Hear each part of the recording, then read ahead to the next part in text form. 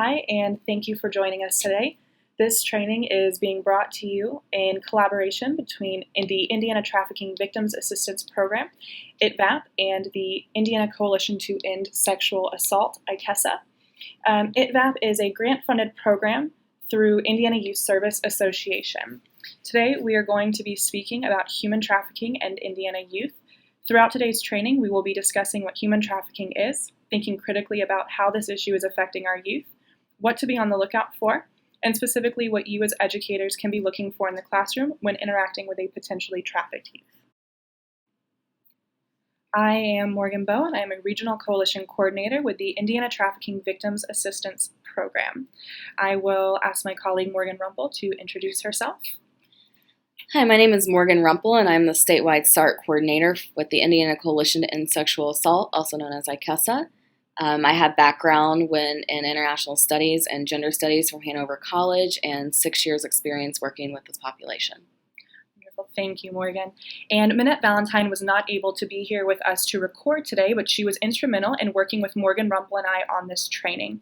Minette is also a Regional Coalition Coordinator with the Indiana Trafficking Victims Assistance Program. So next, I want to provide a little background information about ITVAP and its partnership with Indiana Youth Service Association. IYSA membership is comprised of youth service bureaus that deliver community-based delinquency and family support programming. IYSA's current 32 members serve approximately 74 of Indiana's 92 counties. Youth service bureaus serve vulnerable youth and families and offer programming that supports positive youth development by following the 4 core roles you see outlined on the slide. In October of 2015, IYSA's grant application for an organization whose focus would be on human trafficking education, network building, case coordination, and service provider development was approved, and ITVAP began working throughout the state. Up through September 30th of 2018, ITVAP has served youth primarily 21 and under. However, as of October 1st of 2018, ITVAP will begin serving individuals 24 and under. So throughout today's training, we will be working to define human trafficking in Indiana, outline key components of the action, means, purpose model, discuss current Indiana laws and mandatory reporting, identify youth populations most vulnerable to trafficking, recognize red flags that identify potential trafficking victims, and identify ways in which ITVAP can support your schools. In the next slide, we are going to watch a video developed by the Office for Victims of Crime. The purpose of this video is to get you thinking critically about who all can be victims of human trafficking. My trafficker was my husband. There was no way I could reach out to anybody for help. We're scared. We're scared to run. We're scared to tell anybody what's going on. It was an incredibly violent situation. I felt like there was no way I could get out. Human traffickers can be just about anyone from any walk of life. A lot of the trafficking involves domestic servitude, hoteliers, restaurant owners, owners of massage parlors, agricultural farm owners. It can be a trafficker who tells a woman, I want to be your boyfriend, I love you, and if you love me, you're going to go out and have sex for money. It can be kind of psychological like that, or it can be more overt and more physical. It can be hitting, abusing, keeping them away from any support systems. Trafficking, it doesn't know any boundaries. The victim can be male, female, transgendered, anyone. And it happens all over America. I still see this attitude of it's just immigrants or it's just people in other countries. It happens to U.S. citizens so much more than people are aware. Before we move into how we define human trafficking, I just want to highlight a few takeaways from this video. While this particular training will primarily focus on sex trafficking of juveniles, it is important to note that an individual can be exploited through human trafficking regardless of age, sex, race, or sexual orientation. And human trafficking incorporates sex trafficking as well as labor trafficking. Labor trafficking can be agricultural work, domestic servitude, restaurant work, massage parlors, hospitality, etc. So now that we've watched this video, we can begin breaking down what human trafficking is. In its most simplified definition, human trafficking is the use of force, threat of force, fraud, or coercion to compel a person into any form of work or service. But we can't leave our definition of human trafficking at just this, because while it starts to scratch the surface of what human trafficking is, it doesn't quite encompass just how this exploitation is inflicted on someone. So this will take us into the action, means, purpose model, or the AMP model.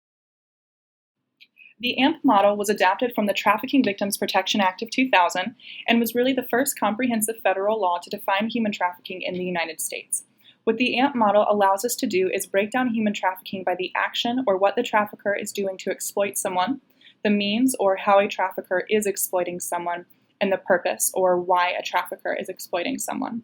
So when we begin putting this into a real-world scenario, we may encounter a trafficked person who has been recruited through force for commercial sexual conduct. But in another scenario, we may see a case in which an individual is recruited, transported, and then harbored through fraud for labor or services.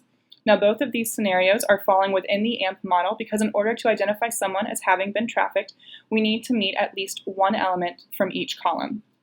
But before we move any further along, there are a couple things I would like to note. First, in terms of commercial sexual conduct is a sex act that is performed in exchange for something. This can be money, it can be drugs, but it can also be food, clothing, shelter, a sense of safety. The other note I want to make is when talking about human trafficking, the AMP model is specific to victims over the age of 18. What this means is, from an investigation standpoint, anyone who is under the age of 18 who is being exploited through commercial sexual conduct need not prove force, fraud, or coercion in order to identify that youth as having been sex trafficked. The reason for this is because anyone under the age of 18 cannot consent to commercial sexual conduct, therefore force, fraud, and coercion don't need to be proven. Moving on, I want to quickly address the elements of force, fraud, and coercion. This is breaking down the different ways force, fraud, and coercion can be inflicted upon someone who is being trafficked. Force is specific to acts of physical and sexual aggression that may be used to keep someone from leaving their trafficker. With fraud, we are seeing things like false promises or lying about work conditions. We have seen this type of means used often in labor trafficking cases in which foreign nationals are promised an opportunity to come into the United States for a specific job, but upon their arrival, their documents are taken from them and the conditions they find themselves working in were not what they were promised. We have also seen fraud used to solicit youth through social media, which we will touch on later in this training. And finally, we have coercion, which is more so the mental and emotional abuse a trafficker may use to keep their victim complicit and from leaving. Now from here, we are going to quickly go over some of the human trafficking laws specific to the state of Indiana. We had a number of changes made to our laws specific to human trafficking during this past legislative session, and all of these changes went into effect on July 1st of this year. Our updated promotion of human sexual trafficking reads as follows.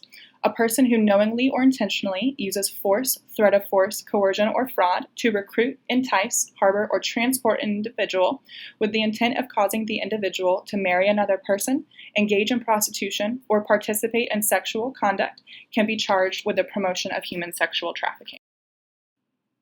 A person who by force, threat of force, coercion, or fraud knowingly or intentionally recruits, harbors, provides, obtains, or transports an individual to engage the individual in labor or services can be charged with promotion of human labor trafficking. A person who knowingly or intentionally recruits, entices, harbors, or transports a child less than 18 years with the intent of causing the child to engage in prostitution or juvenile prostitution, or a performance or incident that includes sexual conduct in violation of the child exploitation laws, can be charged with promotion of child sex trafficking. There are a couple things I want to note for the promotion of child sex trafficking law, though. First, in 2018, we added the term entices to this definition, which is important as it relates to social media, which Morgan Rumpel will talk about later in this training. You will notice the terms prostitution and juvenile prostitution are used, but along the bottom of the slide in red, you see any minor engaged in commercial sexual conduct is a victim of sex trafficking, and that is because of consent. As I said when talking about the AMP model, anyone under 18 cannot consent to commercial sexual conduct. Therefore, there really is no such thing as juvenile prostitution because the term prostitution implies consent. The reason the term juvenile prostitution is still used in our law, though, is because it was only in 2017 when Indiana law changed to say juveniles were no longer allowed to be charged with the crime of prostitution. Meaning up until 2017, children under 18 could legally be charged with prostitution. So while we know the idea of child prostitution shouldn't exist because they cannot consent to such acts, this is language our law enforcement has been familiar with, so that's the language that is still currently included in our law. A person who knowingly or intentionally pays to, offers to pay to, agrees to pay money or other property to another person for, or benefits in some other manner from, a human trafficking victim or an act performed by a human trafficking victim can be charged with human trafficking. And again, just to highlight, any minor engaged in commercial sexual conduct is a victim of sex trafficking. Anyone can be guilty of trafficking a child regardless of their relationship with that child, meaning it can be a family member, an intimate partner, a stranger, or a buyer. In criminal cases, restitution is available to be ordered for victims of trafficking, and if someone is convicted of trafficking charges, the victim has the right to then take their trafficker to civil court if they would like to seek civil damages. This piece of the slide I want to focus on, though, is the CHINS designation. Again, at the bottom of the slide, you see the statement about any minor engaged in commercial sexual conduct is a victim of sex trafficking in Indiana. This ties back to the CHINS designation because any minor engaging in commercial sexual conduct should be identified as a child in need of services by DCS, meaning a human trafficking assessment can be done, a case manager can be working to ensure that child is participating in safe and healthy behaviors, and both DCS and agencies like ITVAP can work to make sure that youth has access to services they wouldn't otherwise have access to, such as counseling. That's the original human trafficking CHINS designation that came in the 2015-2016 time.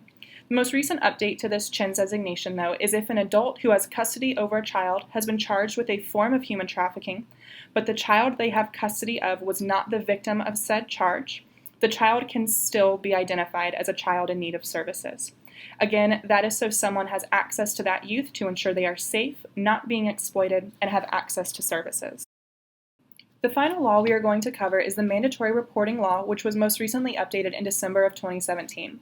As I'm sure you all know, we are all mandatory reporters in the state, but I do want to highlight the part in red at the bottom. After making the report, an individual shall notify the individual in charge of the institution, school, facility, or agency, or the designated agent of the individual in charge of the institution, school, facility, or agency that the report was made. We just want to make sure that there is clarification regarding how mandatory reporting works for educators. If a youth discloses, or if you suspect a youth is being trafficked, you as the individual are responsible for making a report to the Department of Child Services. Only once that report has been made are you to then follow any school policy regarding who else on the campus should be notified. We will go over reporting more later on in the training, but if there are any questions about the mandatory reporting statute, we invite you to contact your ITVAP Regional Coalition coordinators. We will be able to answer any of these questions. At this time, I will hand this portion of the presentation over to my colleague, Morgan Rumpel. So does it really happen here? This is a question that in this field we get quite often, usually on a daily basis. And so we wanted to show you this map. This map was created by the Polaris Project in 2017. And for those who aren't aware, the Polaris Project is a nationally recognized organization which houses the National Human Trafficking Hotline. And they gather information, reports that come in, and they filter out these maps to show where those reports are coming from. And as you can see on this map, Indiana is covered in red.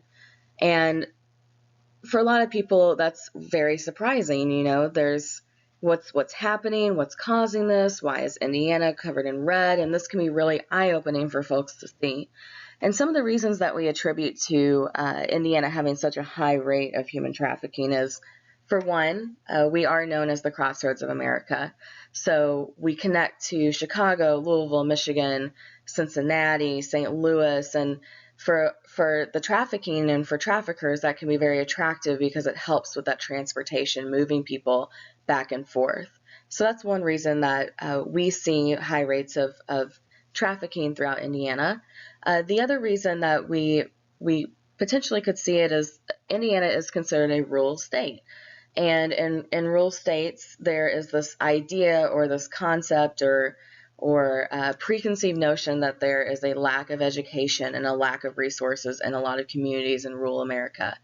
And because of that, there could be this thought that victims who are going from place to place or who are needing assistance and needing resources will not be able to get those throughout Indiana and in rural areas. So that's another reason that we potentially see high numbers, and another reason traffickers could see Indiana as a attractive place to bring victims through and to sell victims.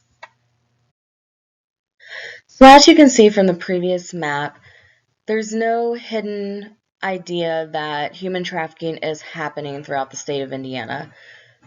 One of my colleagues once said that if you were to take a look at the previous map and it were to be referencing a disease and the CDC were to see it, it would be considered an epidemic. So when we think about all the stuff that's going on around human trafficking and in our state, we kind of want to take a little bit of a look at the positive things that we are seeing as a result of this movement throughout Indiana. So ITVAP service partners have served over 370 youth from October 2015 to March of 2018. And these youth are youth who were identified as human trafficking victims and were able to receive services specifically for the trauma that they experienced as human trafficking victims. So we're really proud of that. We're proud that we are able to train people to provide these services, and youth are receiving services that are able to help them through their trauma. So that is a very positive thing that we're seeing, and we do attribute that to the fact that there has been a large number of educational opportunities out there for folks who are wanting to learn more about recognizing and reporting human trafficking in our state. So that is something, again, that ITVAP is very proud of. And another thing that we have also seen as far as the National Human Trafficking Hotline, and as we referenced in the last slide, the Polaris Project, who distributes that map, they also house the Human Trafficking Hotline. And they have seen over the last few years, specifically in Indiana, an increase in the number of calls and reports that have come into their hotline as well. And again, we're contributing that to the fact that there has been an increase in the number of educational opportunities and the number of people in our state that have been educated. So as this can seem maybe negative when you're looking at an increase in numbers and reports coming in, we're also seeing that as very positive, because again, that means that people are recognizing and reporting human trafficking in the state of Indiana. So let's jump right into discussing industries vulnerable to human trafficking. We are going to begin by looking at domestic work. When we refer to domestic work, we are speaking specifically about maid services such as housekeeping, cooking, taking care of children, etc. In this industry, we can see folks exploited through lack of pay, abuse within the home, being forced to overwork without pay, and sometimes being forced to live in the home and not allowed to leave. While this industry does heavily fall into labor trafficking, there are some situations where victims are exploited for labor and sex purposes. Next, we're going to talk about restaurants. You may also be familiar with restaurants in your state or county that have been shut down due to labor trafficking for many similar reasons to domestic work, such as long hours with little to no pay, abuse in the place of employment, and even being forced to reside in their place of employment and prevented from leaving. There have been several restaurants closed or investigated in our state, as well as surrounding states such as Kentucky. It's important to take a moment to remind ourselves that we are sometimes getting caught up in the media and the idea that this is occurring only in internationally based restaurants. However, keep in mind that this can happen in any style restaurant to an employee. Next, let's talk about health, beauty, and massage parlors. Again, another industry that can have crossover between labor and sex trafficking, and one that may see several locations in your state that have been forced into closure or investigation due to exploitation. Another industry that is vulnerable is the social services industry. Here we reference adoption agencies and foster care agencies, and unfortunately, Here you may see situations where youth are being forced into labor and or sex trafficking for a few reasons, which we will discuss later. Next, with our hospitality industry, victims can be exploited by hotels, motels, or cleaning agencies where they are made to do housekeeping during the day, like domestic work, and being forced into sex trafficking as well. With forestry and construction, this is another area where the possibility of someone being exploited for labor purposes is very high. You can see this occur due to those who are exploiting their workers by providing lack of safety equipment, maybe lack of policy and procedure, and being forced to work long hours with little to no pay, and maybe little to no breaks as well. Many workers in these industries can be isolated and have lack of resources and support available to them. And this is something that makes these folks particularly vulnerable, especially when there's lack of knowledge maybe in communities who are seeing workers work day in and day out and maybe aren't questioning the practices that a specific company or a contractor may have with their employees. So it's really important within our communities that we do just keep an eye out and keep ourselves super aware that there are folks who are experiencing this, both internationally born and domestically born. So just keep that in mind. And then moving on to our agriculture, this is an industry in which there can commonly be situations of labor trafficking, and many farm workers and machine workers are working long hours without food, water, safety equipment, and breaks. And again, this is for many of the same reasons we've talked about with domestic work and construction and forestry, where there is just this lack of knowledge maybe within our communities about what these workers could be facing and being able to make those reports as necessary. So just keep that in mind when we're talking about especially construction, forestry, and agriculture. And then lastly, the door-to-door sales industry is one that youth are particularly vulnerable to and becoming involved in. We have seen situations where youth are forced to sell magazines, maybe candy bars, other items, and if they do not, there are a number of consequences they could face. In addition, they are moved from place to place to avoid detection and increase isolation. Just a situation I would love to share with you all that did happen in Indiana. In Clark County, Indiana, there was a church a few years ago that was shut down due to labor trafficking, where they were forcing youth to sell candy bars during the day and preventing them from attending school. And if they did not sell their quota, they faced abuse. So this is something that we do see in Indiana, and again, this location was shut down. But this is, again, another time to just open our minds into remembering who might be exploiting the youth in our communities. And while these are, and just moving on, while these are not industries, we should also just want to make educators aware that schools, malls, and even high school parties are locations where youth may be vulnerable to human trafficking. I now want to introduce you to Aubrey Lloyd. Aubrey Lloyd identifies as a survivor of human trafficking and was instrumental in assisting ITVAP with development of their curriculum and content. She is now working for the Department of Justice as a human trafficking specialist, and throughout this presentation, we're going to be able to utilize her story to give more insight into some of the impacts that human trafficking has on our communities and victims. Active in high school. I was involved in the band, I was involved in sports, I was very active with my friends. So on the outside looking in, even if I had some things going on at home and I had some past abuses, I looked like a pretty well-adjusted teenage kid that was doing pretty well in school. And then this one night, this group of kids came in, just like any other night. It was a convenience store. And this one particular girl stopped and said, "I love the way you do your hair." And as a 16-year-old girl, I was like, oh, wow, thanks. And she had appeared older, and so that's always kind of fun. And so she ended up coming in a couple nights after that, and we just, again, we're talking, and eventually, she's like, you should meet me at the mall. We should, just hang out one day. And so I did.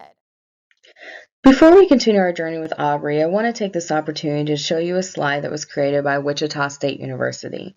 This was created to address one of the questions that survivors and victims get. which is, how did you end up in this? So we want to take a moment to reflect on that question and to remind ourselves that we were all youth at one time. And at one time, if we don't still currently, we needed to feel special. We needed to feel like we belonged, and we needed to feel safe. And the truth is, so did and do victims and survivors of human trafficking. However, there was something that just caused us to go down different paths, but that where we began and what we needed was the same. So take a moment and ask yourselves these questions and think about where you were in life, the resources you had available to yourself, and the opportunity you had to walk a different path than those that we serve. Met her down at the mall, and she ended up taking me shopping, and she was just like, oh, that's a really cute shirt, you would look really good in that color. And I was like, oh, that's kind of expensive. I was a Goodwill kid. I wanted to get the most bang for my buck. To go to a mall to buy something was just kind of outside of my realm of reality. And she's like, no, I got it, don't even worry about it, girl. And I was like, oh, this is kind of cool. And then later we ended up going and getting, pedicures. And I had never had a pedicure done before. And I was like, this is really cool. And she's so much fun. And that was just kind of the start of our friendship. And, looking back, I was absolutely being isolated from any other support system. They became my entire world. And again, I think sometimes we have this misperception because of different things in the media that this happens really quickly. This was almost a 6-month investment into my life. And so, no one questioned it for 6 months. So now we're going to talk about what youth populations in Indiana are particularly vulnerable to trafficking. Before we get started, I wanted to point out that we are going to be talking about a number of vulnerabilities that youth might have who experience human trafficking and exploitation. And while some youth may have all of these and some youth may have some of these, we also want to keep in mind that we might work with a young person who may have none of these experiences, but who is vulnerable to human trafficking. Why? Because youth in their essence are vulnerable. And there are a number of studies out there that discuss the fact that children and youth who are in their stages of development undergo a number of changes and have needs in which traffickers are wanting to exploit. So just remember that we do not want to put our blinders on and only be looking for kids we work with that fit into the below categories, but that we want to be open and listening and paying attention to all children. So just wanted to say that, and go ahead and we're going to get started on runaway and homeless youth population. This population sees one of the highest rates of trafficking and exploitation that occur, and we're going to go a little bit further later into detail when we discuss grooming and Maslow's hierarchy of needs. But for now, the important thing to know is that this population is needing all of their basic needs met, such as shelter, food, clothing, water, and unfortunately, there are people who want to exploit those needs. You may have heard the term couch surfing, where folks might move from one house to another looking for shelter, and unfortunately might be forced to engaging in survival sex. If you can remember from earlier, Morgan Bowe referenced in our law that human trafficking requires there to be an exchange of monetary value, but that does not have to be money itself. Shelter is something that has monetary value and it can be exchanged. So you may also remember that that if there is an exchange and a person under the age of 18 is engaging in sexual commercial conduct without a third-party involvement, that this is still considered human trafficking due to the lack of consent. Therefore, youth engaging in survival sex are victims of human trafficking. And unfortunately, this is something that is occurring at very high rates. I also wanted to let you know that the University of Louisville conducted a survey, and this was called the Youth Experiences Survey, also known as YES Survey. And they interviewed a number of youth throughout Louisville, Kentucky, and also at Open Door Youth Shelter in Floyd County, Indiana, Clark County Youth Shelter in Clark County, Indiana, and Haven House Shelter in Clark County, Indiana. And what they found when they interviewed youth is that 40.9% of them stated that they had been experienced sex trafficking. And that's a very, very high rate. And so that lets us know, again, that this is a population in which there are very high rates of human trafficking occurring. And so there might just need to be particular attention to this population and additional resources out there provided in our community. So wanted to start with runaway and homeless and then move into youth in poverty. And our youth in poverty are experiencing many of the same things our runaway and homeless youth are experiencing. With our youth in poverty, you may find youth who say that they're engaging in commercial sexual conduct or being forced to engage in commercial sexual conduct to provide shelter over their family's head, to provide food on the table for their siblings. And this puts youth in a very hard situation to be in when it comes to whether or not they're going to identify as a victim or not, which we're going to talk about later. But again, this particular population are being exploited just to get their basic needs met. Youth with system involvement, we're kind of moving a little bit out of those basic needs met, which we may see a little bit in this population, but we're moving more into the population that is needing love, support, and belonging, and that self-reassurance and that self-esteem building. And so youth with system involvement, unfortunately, have experienced a number of traumas, either from their caregivers, parents, etc. And so the youth within this population, traffickers are looking to exploit by maybe becoming that parental figure in that child's life, becoming that friend that child can rely on if they're needing love and support. And so this is, again, a population that's vulnerable just for the trauma they've experienced. Youth with personal or family history of abuse, neglect, or substance abuse, again, for some of the same reasons for youth with system involvement. Traffickers might be looking to say, I can offer you a better life than where you are. You may have heard folks say that a lot of the youth that we're talking about who are being trafficked might be not running to something but from something. And so unfortunately, all the kids that we work with, the situations that they were in previously before their trafficking experience, for a lot of them seem to be a lot worse or were a lot worse than the situation they're in now. And so this population, when we talk about that grooming and exploitation we're going to talk about later, youth with any past abuse, a lot of times traffickers are really looking to exploit that trauma and say, I'll help take care of you, or that was bad, but this is not worse. So just keep that in mind when we're talking about our vulnerabilities in our youth. Youth with a personal or family history of untreated mental health issues. I typically say untreated or treated, and the reason being is because when it comes to mental health, traffickers might step in to address it in a number of ways. One, if it's not being treated, you could have a trafficker who says, you don't need that medicine, here's something better. And now we're working with youth who are experiencing substance abuse or who are engaging in a number of utilizing substances. And for traffickers, this can make victims easier to control, or it can make them dependent on that trafficker. So that's one reason that this population could be vulnerable. Another reason is if someone is being treated, a trafficker could say, I'll help you pay for your medicine if you do this, this, or this for me. Or then we have a situation where they say, I know you're taking that medicine, but here's something better. Here's a substance that will help better. And now we're again working with youth who have become maybe addicted to a substance. So just keep that in mind. We're talking about mental health issues. And then we're moving into LGBTQI plus youth.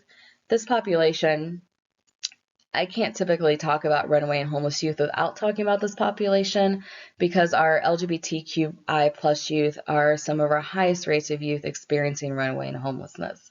And unfortunately, with this population, we're not only needing those basic needs of shelter, food, clothing, etc. met, but this population is also needing that love and support and that safety and that safe home. And that reason being because not only are they homeless, but they've been put out because of the way that they identify.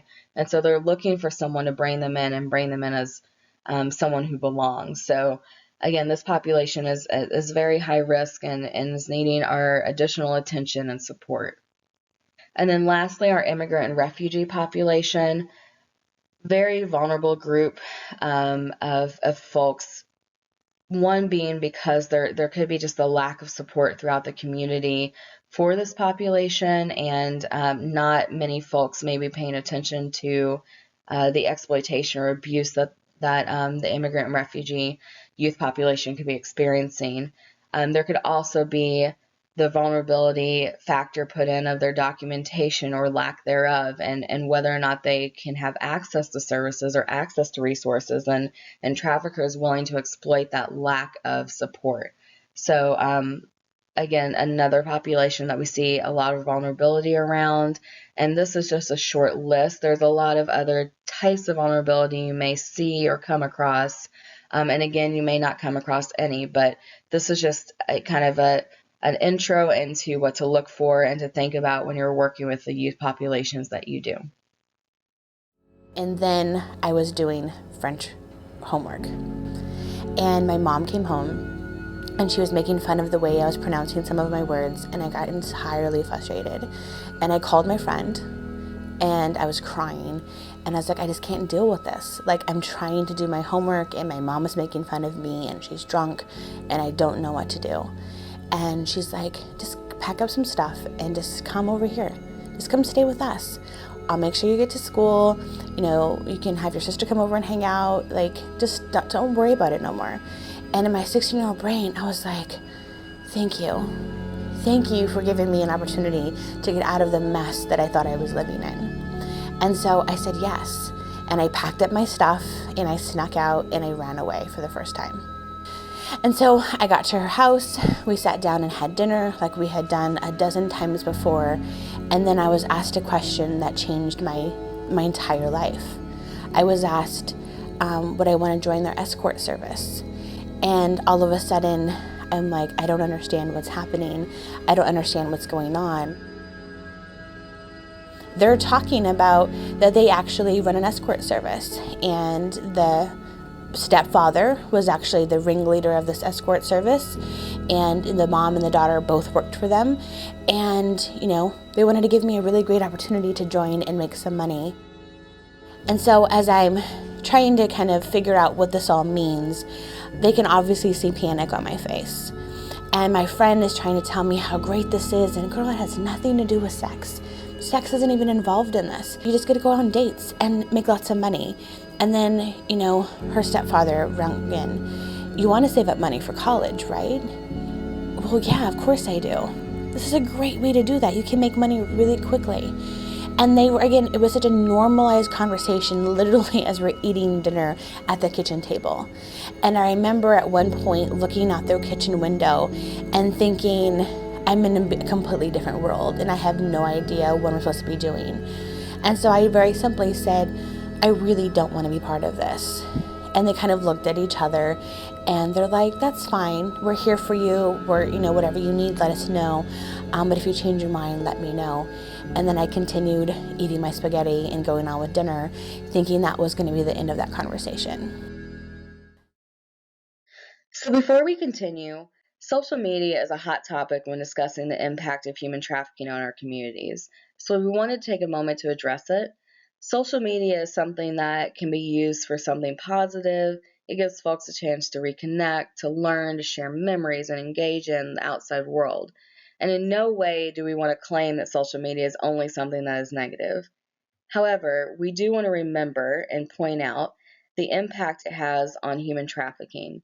It can be used to exploit, sell, advertise, do a number of things exploitive towards humans. Typically, when I go out and I do trainings, I'm talking to people, I'll tell them, you know, if we were having this discussion 20 years ago, we might be having discussions more around someone or a youth or a young person or an adult met their trafficker at a Walmart or a gas station, and that's kind of where that grooming and exploitation began. I say more and more that now that social media has become more integrated into our lives, that when that youth or young person or adult meets someone at a Walmart or a gas station, there's likely a chance that they already connected in some way on social media. So just keeping that in mind, and again, we're not trying to say that social media is all negative, but just keeping in mind the impact it has when we're talking about the victims that we're working with and the young people that we're working with. Another thing I wanted to point out is that when we think about the term social media, we think a lot about Facebook or Twitter, Instagram, things like that. And another area that we do see some grooming and recruiting happening is via video games. Video games such as Xbox Live, where you see kids who put on the headphones and talk to people while they're playing their games. And unfortunately, we're seeing situations where traffickers will get on and play a game where a young person is playing the game as well. And by the time that the game has started and they're already halfway through, the young person has disclosed that mom and dad aren't home, that they are where they live, et cetera, et cetera. And so this is just another avenue that we're seeing some of that targeting and that grooming and recruiting occur. If anyone does have questions about social media and a social media focused training, I would really refer you to Indiana State Police Internet Crimes Against Children Division. That is a place that you could receive some specific information and training on how to navigate social media and how that really impacts the world of human trafficking. So that night, it was a Friday night, and my friend had asked me if I'd wanted to go out with her to a party. There were other kids there. There was drinking and music. I didn't drink, so my friend grabbed me a Coke. She handed it to me. Again, thought everything was pretty normal. Started drinking my Coke, and then I completely blacked out. But what I do remember is waking up to being sexually assaulted. When the rape was over and the person left the room, I remember sitting there in the dark thinking, I wish I was just dead. Like, how am I even here? What was going on? Where was I? What was I going to do? Where were my clothes? And then the door opened, and I seen Dante, who was my friend's stepfather, and he threw me my clothes, and he looked me in my face and said, "This is the last time you ever tell me no."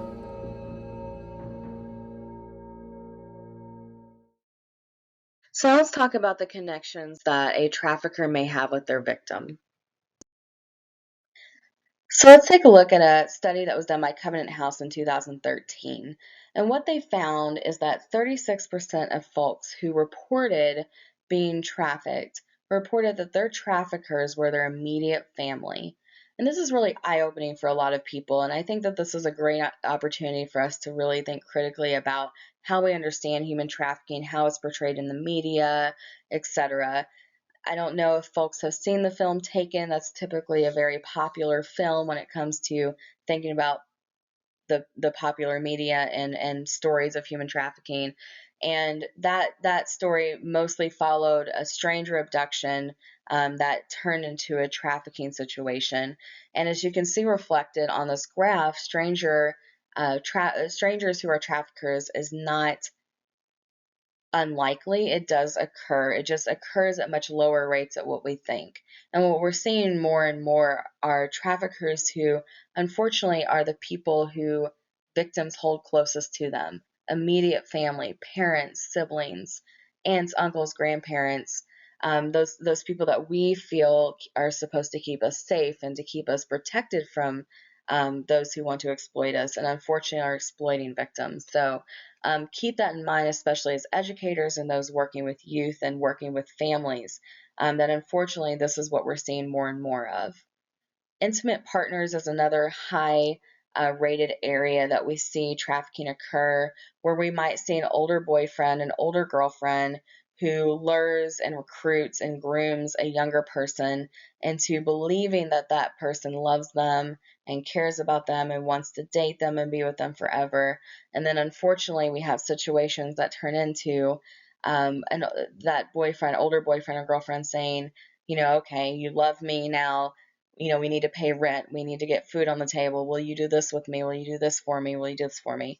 And so, unfortunately, again, this is an area where victims who believe the person who is supposed to love them the most and care for them the most turn out to be those who want to exploit them. So again, intimate partners being a area we see high rates of, and where we typically see when we talk about intimate partners, we're referencing usually older boyfriends and girlfriends. It's really important, especially as educators within schools, to know that we're also seeing more and more where that intimate partner might be a fellow student, it might be a fellow high school or middle schooler, etc. And so unfortunately, again, turning those blinders off and not thinking, well, they're not older, so it might be safe, and knowing that we are seeing more of that peer-to-peer recruitment and trafficking and exploitation. So keep that in mind. Friends of family, again, another group of people that we believe are loving us and care for us as who we are unfortunately exploiting a lot of youth and folks in our communities. And just for the sake of this presentation, within Aubrey's situation, as we've been seeing, she actually identifies her traffickers as friends, and so we would consider them friends of family. So just think about that when we're calculating these numbers and who friends of family are. And then employers, again, kind of what we talked about with industries, with the construction, forestry, restaurants, domestic work, things like that. Those folks exploiting their employees for little to no pay and for a number of reasons. And then lastly, strangers, as we've kind of already talked about, as being a low number but also occurring, and the fact that this is something that is happening, but just not as high of rates. But we are also keeping in mind things we need to look for in our communities when it comes to stranger abductions or stranger trafficking rings. So again, I particularly like this graph because it reflects a lot of what I've seen throughout Indiana, and kind of hits home the message we need to get as far as the path that we stick into when we think about who our traffickers are and who they're exploiting and who's being exploited. So again, take this what you will, and we will move on to the next slide. So looking back, kind of what an average day looked like for me, some of it still looked like I was a teenager. I remember listening to music with my friend, getting dressed, putting on makeup, kind of getting ready to go work that evening. But I wasn't getting dressed to go hang out with other friends or to even do something after school. I was getting dressed to go be sold. And so that's kind of where that division happened, where I was, still a kid living a very different life. We would go to really big events. So we would go to big hotel parties or big house parties. Where I was trafficked was in Colorado Springs, and there's an area called the Broadmoor. Huge, beautiful mansions that were housing these types of parties. And so we'd go into these really nice, extravagant areas, and we'd just go in what looked like a party. But the assumption was that we were told very clearly is that we were supposed to do whatever was asked of us by whoever asked. So I'd go to a party and hang out with people, and if somebody wanted to have sex with me, I couldn't tell them no. And that was just kind of what my life was at night. And that happened every single night. There was never these kind of stereotypical pedophile looking men that were kind of creeping around trying to have sex with kids. They look like regular everyday people. That's who purchased me. We're college kids, we're professionals, we're attorneys. Most of them were married men that were very proud to show me pictures of their kids and their wives and then go rape me. So I had a very kind of completely dual life of knowing something was off and not feeling great about it, having no one to talk to, because there were just hundreds of people involved in this, from the people that were attending the parties to other girls that were around me also being exploited. And it just kind of seemed like I was open to this whole dark side of the world. And what was I supposed to do with that? Because everyone was okay with that. And so it must have been just me, because everyone was really excited about what was going on.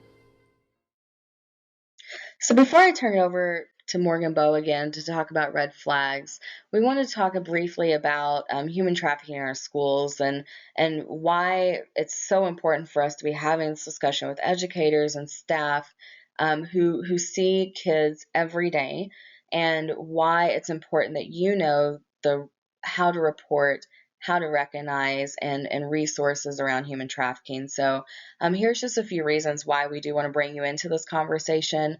First, traffickers might use schools as a place to recruit, and that's really unfortunate, but that's where a lot of their potential victims are, especially when we're talking about young people and youth. A lot of them are at schools, and so this is a particularly good place for them to recruit from. And so that's just something we want to keep in mind when we're thinking about traffickers and their access to schools or their ability to recruit within schools. So next, students may recruit other students. As we kind of discussed earlier with intimate partners and this idea that it's only older boyfriends or only older girlfriends who might be exploiting and trafficking youth. Unfortunately, students themselves may also be trafficking and exploiting other students. They may also be recruiting those students. Unfortunately, if there is an older person involved who may be trafficking one student, that student might be forced to recruit others as part of either their punishment or to keep themselves safe. And so, again, that's another thing that we see happening within our schools. And then lastly, traffickers may also contact students through texting or social media while they're at school.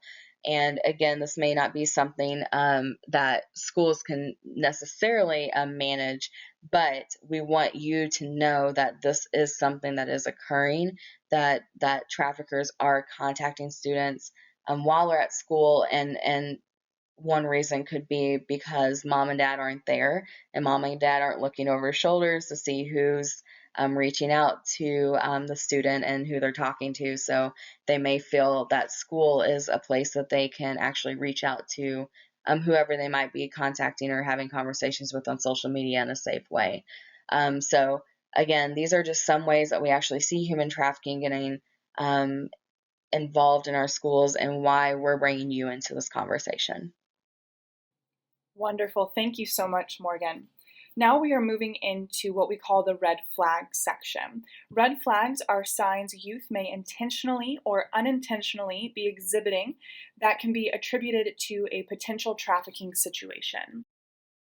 With red flags, I want to start off by saying the rule of thumb when it comes to reporting based off of red flags is when you are working with any youth who displays 3 or more of the red flags, DCS needs to be notified immediately.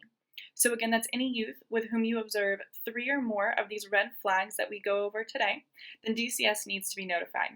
The only stipulation to this is if there is a youth in your classroom who has been reported as a runaway or homeless and they decide to come into school, DCS needs to be alerted immediately.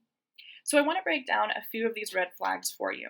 As educators, you spend a significant amount of time with students in your classroom. If you have a student who starts coming to school with brand new clothes, their nails done, their hair done, new bags, new book bags, new purses, but they can't tell you who bought it for them or how they were able to afford it themselves, that's a red flag. Lack of knowledge of their whereabouts and multiple hotel room keys that a youth is carrying. So a youth who's carrying around, those different key cards to different hotels or motels, but they can't tell you where they've been traveling to or who they've gone with. Those are also red flags. And for the scripted or restricted communication, meaning you can ask the youth a question 4 different ways, but they give you the exact same answer every time, so it sounds scripted or rehearsed. So I just want to clear up a couple things as far as why we have that rule of, the rule of 3, why we need to see 3 or more red flags in order to report to DCS. I think of a very specific example of when I was growing up. And for me specifically, my family grew up, I was raised in an environment where we were primarily living paycheck to paycheck for a good portion of my life. So I couldn't always afford the newest, the latest, the greatest with my clothes. I couldn't really afford to get my hair done like a lot of the other kids in school were getting theirs done. However, around holidays or birthdays, it wasn't uncommon for my dad to pick up extra shifts at work in order to make a little extra money so that way they could, my parents could spend a little bit more, get me some more things for Christmas. Or I remember specifically my 13th birthday, right? My 13th birthday, my dad had worked a bunch of extra shifts. So for my birthday, my mom was able to take me out. I got all new, a whole bunch of new outfits. I got my hair highlighted for the first time. I got my makeup done for the first time.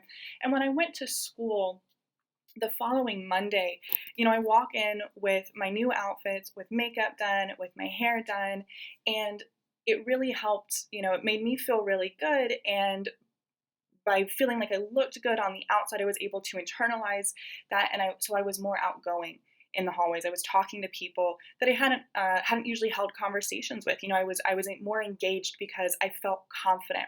So the reason I bring that up is because if you have a student who is coming to school with new items, right? They have their hair done, like I said, they might have their nails done, they have new clothes, but their behavior, their emotional state isn't necessarily reflecting those outward appearances. And not only can they not tell you where they got the money to make those changes, to do their hair, to get new clothes, but maybe they're coming to school with a new outward appearance, but they're becoming very withdrawn in the classroom, or they're not really engaging anyone, they're not really speaking to anyone.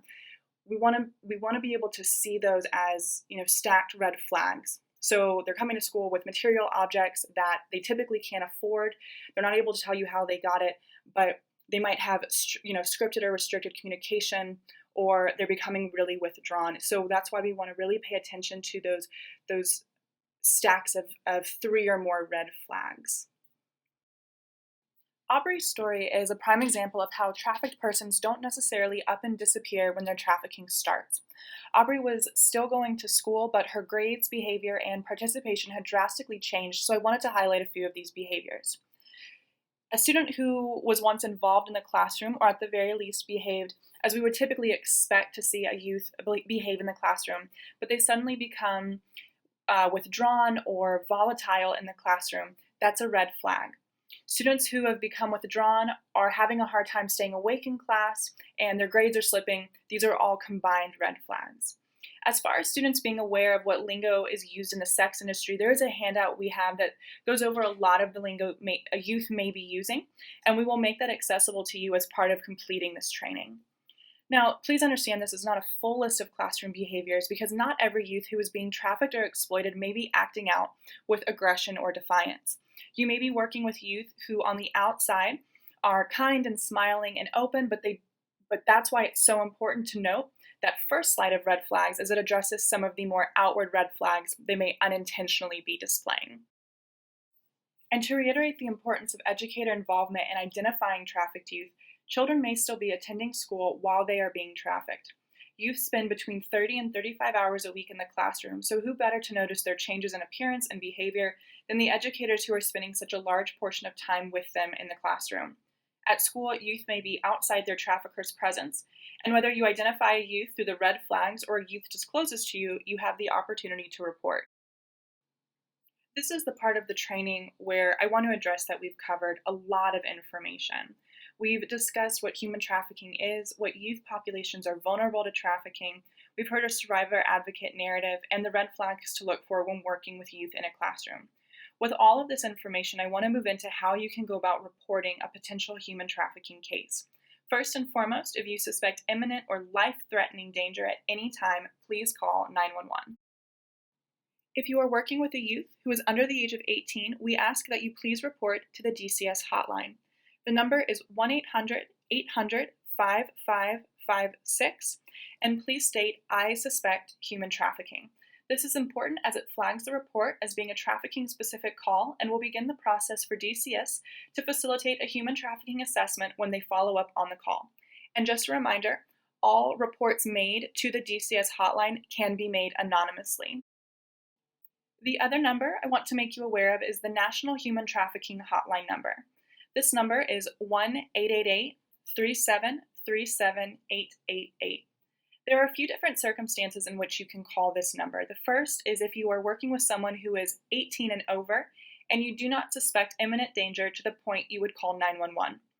When you call the hotline number, you can report any information you have, no matter how little it may seem, and the hotline will then send this information to service providers and law enforcement within the region you are calling from. The second instance is if you are encountering someone who you suspect may have been trafficked but does not wish for you to make a report and they are over the age of 18. You can provide them with the hotline number as a resource, and they can choose if and when they are ready to call that number themselves. Finally, if you are reporting on someone under the age of 18, I recommend calling the hotline number only after you have made a report to DCS. Calling the hotline number after reporting to DCS is not required, but this is an additional resource that will follow up with DCS about the call and act as a resource for any assistance they might need following their human trafficking assessment protocol. The last reporting option I want to make you aware of is the text 911 option. If you are not in a position to call 911, you can follow the directions you see listed on the slide and actually text the 911 number to make the report. It is always preferred to call this number first, so calling 911 first, but this is a great resource if you are in a situation in which you need to make a report, but in the interest of your safety, don't want to be overheard. Now, this will take us into the final installment of Aubrey's story, addressing the questions survivors of trafficking are often faced with. Why didn't you just leave? So at this point of kind of my story, a lot of people ask me, why didn't you just leave? There was something inside of you that obviously was triggering that this was a bad situation, and why didn't you just go? And that's a great question that I want to kind of try to give an answer to. One, I was 16. So I didn't even have the ability to make really good rational decisions. I felt like this was my choice because I had made a choice to have a friend that led me to this decision. I had chose to run away. I had chose to not leave immediately that night. And I think because of my past abuse, I just felt like this was my life. These were the cards that I was dealt, and I didn't have any other options, and I had to just suck it up and live with it. Plus, all the people that were around this issue and these experiences, I didn't know who I could trust. Could I really trust police because there were police around this issue? Could I really trust an adult because there were obviously adults that were buying us? I didn't know if there was anyone that I could turn to that wasn't involved in this, so I didn't feel like I could trust anybody. And then there was lots of violence that we witnessed and experienced, and it was very inconsistent violence. You know, sometimes I would do something wrong and then one of the other girls would get beat for it. Maybe they would do something right and I was like, oh, good for you, and then I would get beat for it. And so there was this level of violence that we never quite understood what was going on. There was always lots of threats. There was weapons around. These guys were obviously pretty dangerous. I remember one girl had said something to Dante and they took her out on the street and they just were jumping on her and kicking her, and then she disappeared. I don't know what happened to her. Maybe they took her to the emergency room. Maybe she ended up dead. I don't know. But that was enough in my 16-year-old brain to realize I had no other option than to just go ahead and keep doing what I was doing. So I've worked with a lot of survivors of human trafficking, and I'll commonly ask them, what is one thing that you wish that you could address, or a question that you get asked that you wish you could answer and that you wouldn't get asked ever again? And overwhelmingly, I hear the response of, I really wish folks would stop asking me why I don't leave or why I didn't leave. And so as advocates and as folks who work in this field, we also know that this is a question that a lot of people go back and forth with in their heads and will ask often when they're trying to understand what human trafficking looks like and how or what resources victims and survivors need. And so we're going to take a few moments in the next slides to address that question and to kind of give a little bit of insight into understanding why some things happen and why other things don't, and just give you a little bit more of that insight. So want to introduce you to the power and control wheel.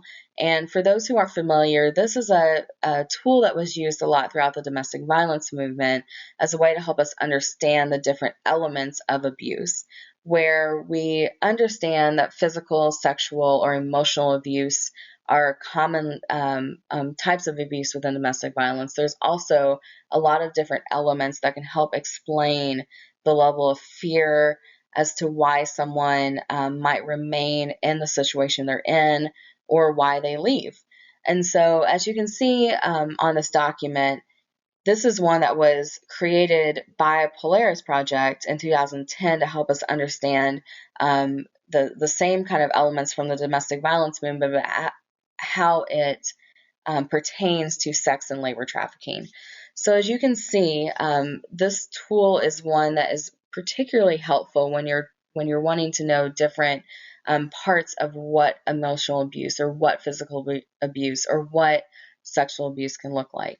But it also gives you other parts that we don't always recognize or we don't always consider that can be contributing to that person's traumatic lived experience.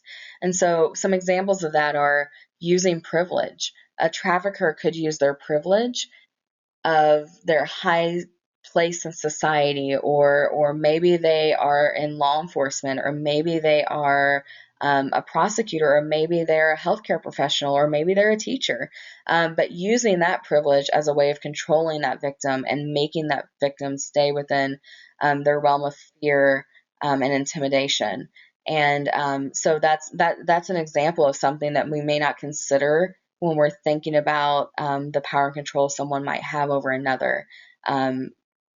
Another example, if you want to take a look at this, would be isolation. I know we've talked a little bit about isolation when we talked about Aubrey's situation, or when we think about our construction, our forestry folks who become isolated in that job, or maybe we're thinking about our restaurant industry who's being forced to stay in the restaurant, live in the restaurant, and not able to leave, or maybe we're even thinking about situations where immigrants and refugees are being isolated because they don't have resources available to them in the communities that they're living. And so the isolation factor within this element of trafficking can be very, very detrimental to someone, and can honestly impact them in a way that it might be less fearful if they stay in the situation they're in, and they may not have anyone that they can leave and go to because they've been so isolated. So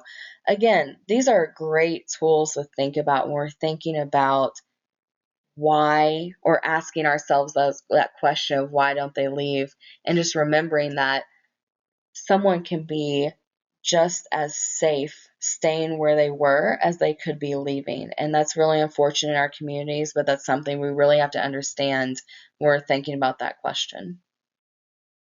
So now we're going to briefly talk about Maslow's hierarchy of needs, and this has been referenced before when we were discussing runaway and homeless youth being particularly vulnerable because of needing all of their physiological basic needs met, such as shelter, food, clothing, things like that.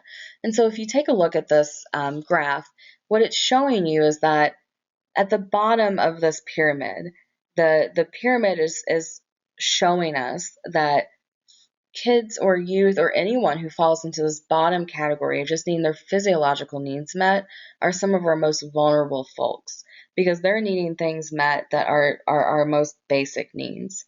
Above that, you see safety, and that's another critical need that folks need. And that safety factor, right above physiological, if someone is needing safety and they're needing a safe place to be or a safe person, what they'll do to find that person or find that safe place, what they consider safe.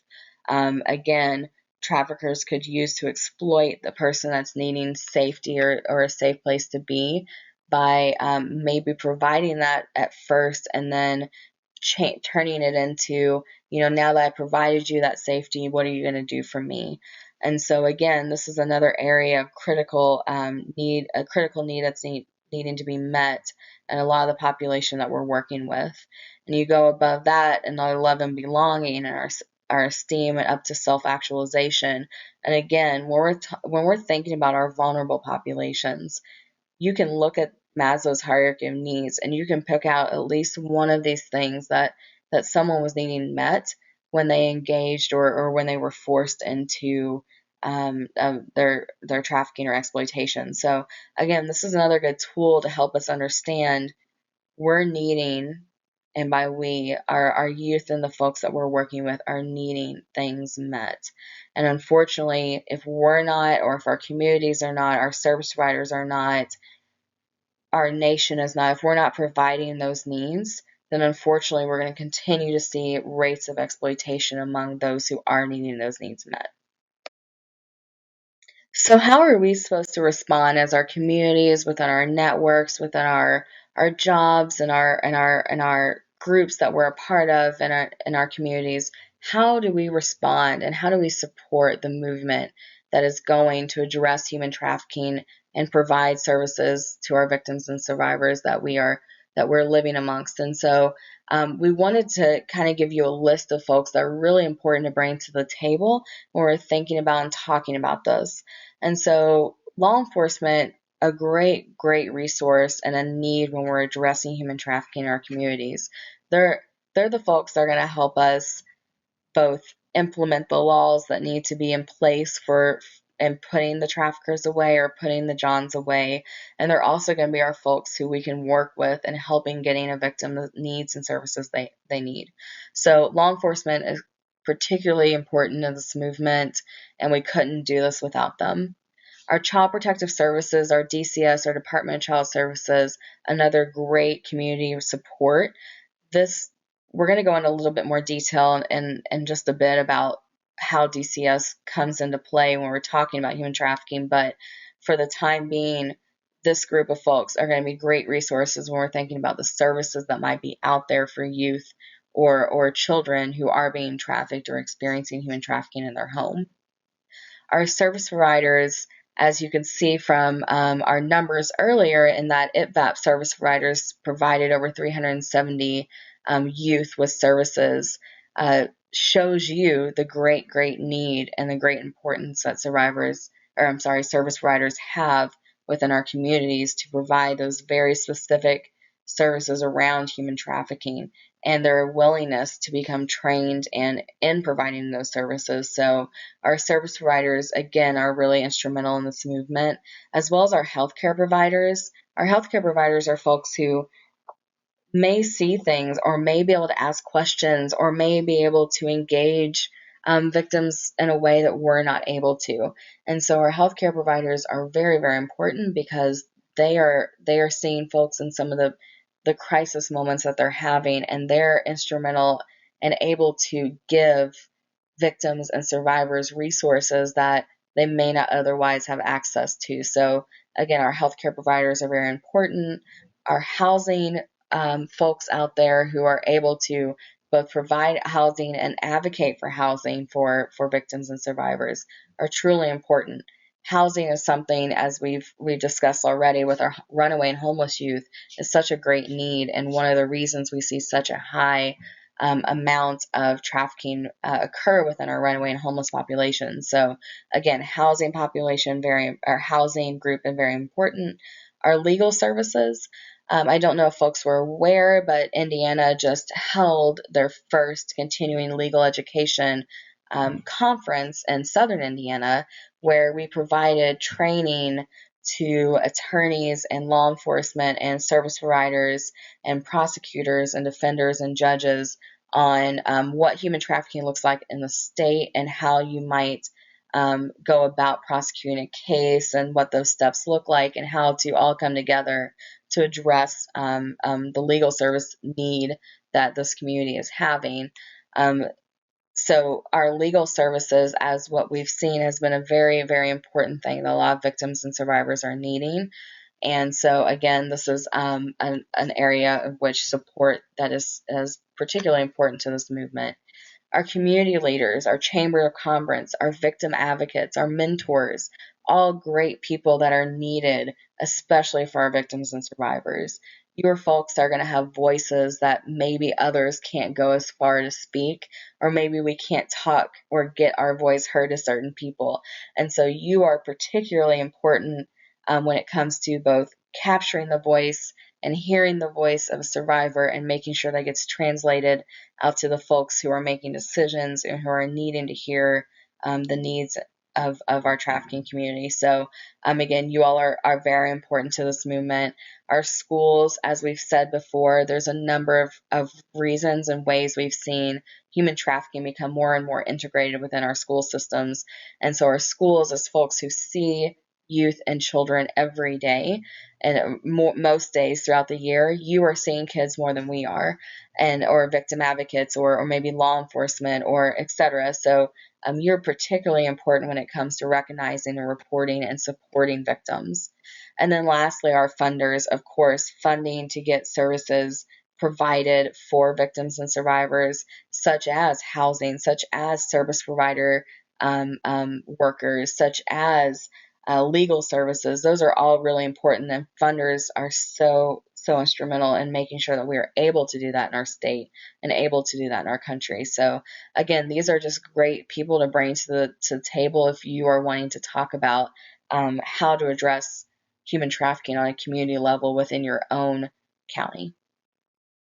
So here's a list of victims' needs, and I'm not necessarily going to read through them, but I do want you to take the opportunity to look through these and just keep in mind the different levels that human trafficking can have a traumatic impact on someone's life. And keeping in mind that there are a number of things that once a victim is able to get themselves out of their situation and move to a safer, better situation, that there are a number of needs that are needing to be met that we may not think of. And so I just think it's a good thing for us to just take a look at this and remember that we're working with folks who have experienced complex trauma, and that complex trauma can impact and be preventative in a number of places in their lives. So just keep that in mind when we're thinking about the needs that we have in our community and what we need to be advocating for, so we can make sure that if we do have victims and survivors that are living in our communities, that they can have access to the systems and services that they need. Again, the Indiana Trafficking Victim Assistance Program, known as ITVAP, provides a number of things throughout our state and is a great resource for anyone who is wanting training on different elements of human trafficking, whether you're a healthcare professional, law enforcement, educator, etc. ITVAP is there and able to provide those trainings for you. They're also able, to provide outreach if there's ever outreach needs in your community, such as tabling, maybe events are being held and you're wanting to bring more awareness to your community about human trafficking. That's, again, something that ITVAP is able to do. They're also able to help with network building. Many of the ITVAP Coalition RCCs have their own coalition and within their own region, and so that's a great way to get involved in your communities as far as building networks around human trafficking and being able to provide services and support to victims and survivors in your own community. So again, I would encourage you to contact your local RCC and learn more about becoming more involved within the network in that region. Victim service provision reimbursement, again, if that is able to discuss and provide that to any service provider who is interested in providing services to human trafficking victims and who would like to become a contracted service provider and receive reimbursement for that, those services that you're providing. So again, contact your RCC for that information. Case coordination management, ITVAP RCCs are also able to assist in getting cases coordinated and getting the right people brought to the table and kind of overseeing that all the pieces are working and that victim and survivors receiving the best service providing that they can receive. So again, another service ITVAP provides. And lastly, referrals to service providers. If you are working with a youth 21 and under, currently as of October of 2018, 24 and under, who is needing services and is a victim of human trafficking or exploitation, ITVAP is able to refer that youth or young person to service providers who are trained to providing services for human trafficking victims. So again, another resource, a great resource that ITVAP has for you. And I would encourage you, again, if you have any questions or would like any more information about any of those, contacting your RCC. So another great resource that's being offered to you is known as IPATH. And IPATH is the Indiana Protection for Abused and Trafficked Humans. And they are the statewide collaborative effort that is being used to address human trafficking throughout Indiana. So IPATH has a number of great committees that you can become involved in, as well as a number of great resources that if you would like more information on how to get involved in human trafficking efforts throughout the state, as well as any resources you're needing within your schools, communities, or even your own families, and how to talk about human trafficking and how to bring more awareness to where you live. IPATH is a great resource for that, and I would really encourage everyone to reach out to them. So now we want to say thank you for joining us and share all of our contact information with you. If you have any further questions, need any further information or resources or additional training around the topic of human trafficking, please feel free to reach out to any of us, and we'd be happy to point you in the right direction. Again, thank you for joining us, and thank you for all that you do.